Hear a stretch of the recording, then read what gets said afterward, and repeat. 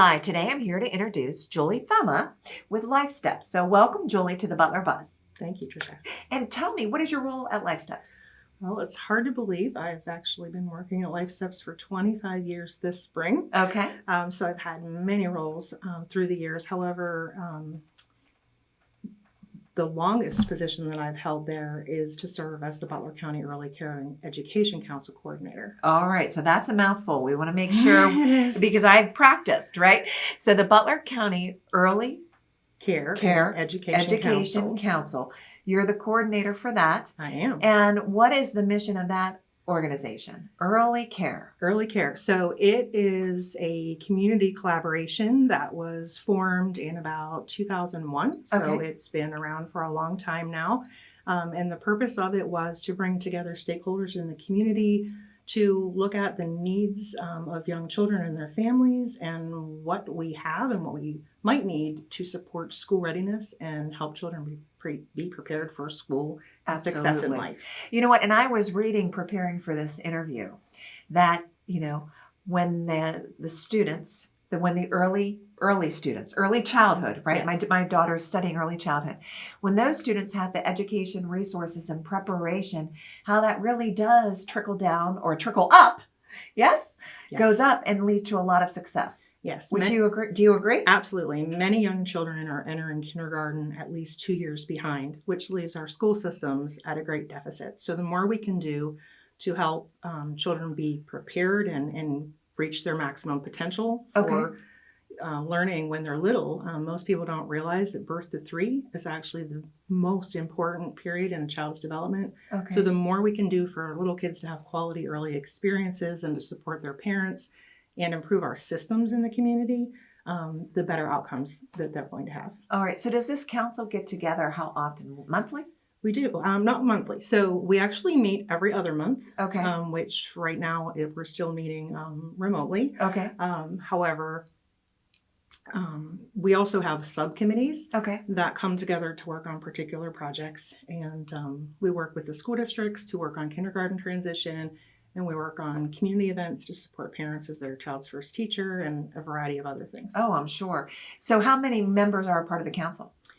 There are probably about 50 organizations right now, which includes each of our public schools, some of our private schools, a lot of nonprofits, preschools, childcare, early intervention, and some other businesses. Now, if a business or an organization that serves children and families, and they would be interested in learning more or possibly getting involved in this council, what would be the steps to do that? Their best bet would be to contact me. Okay. And then I can tell them more about the collaboration when we meet and try to see how they might best fit in. Okay. Well, wonderful. And now I know this is fun. You guys are getting ready to help support an event that's coming up, right? Sure. And that is on Friday, April the 28th. Could you tell us a little bit more about it? I can.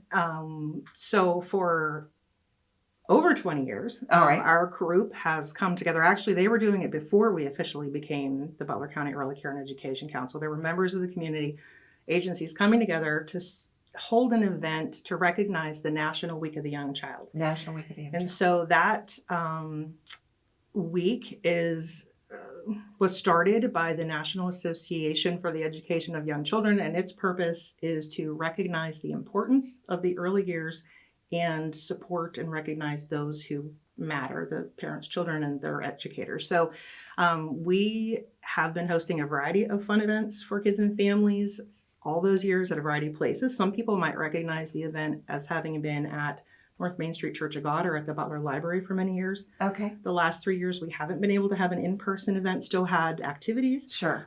due to COVID, but It's back. it's back. It's back. It's back, it's big, and it's at the Butler Farm Show. And if I remember, Julie, the time is from 2 o'clock till 7. Yes. And it's a free event too. So Free free event, open to the community, families, children. Targeting largely our youngest learners, so birth to about 3rd grade. Okay. And we're having a ton of fun events. We have every child, there's going to be at least 20 agencies there with tables with fun activities for children. The theme, we talk about the theme, is learning is everywhere.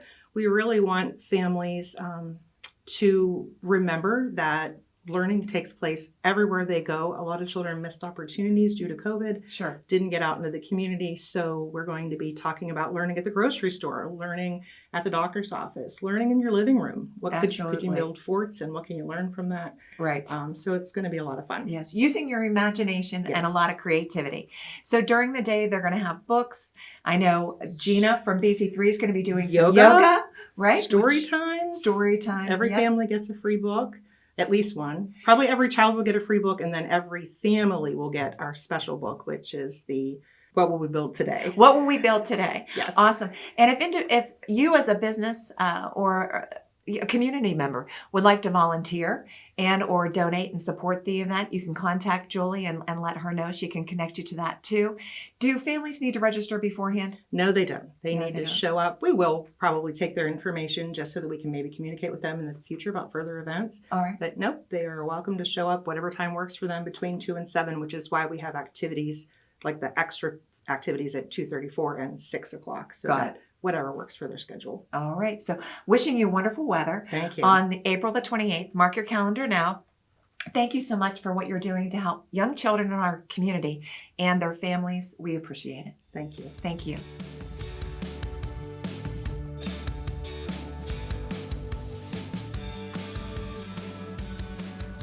Thanks for watching this episode of the Butler Buzz. If you want to see more, just click on the playlist button up here. To keep up to date with all of Armstrong Neighborhood Channel, click on the subscribe button down here. Hey, I suggest you do both. See you next time.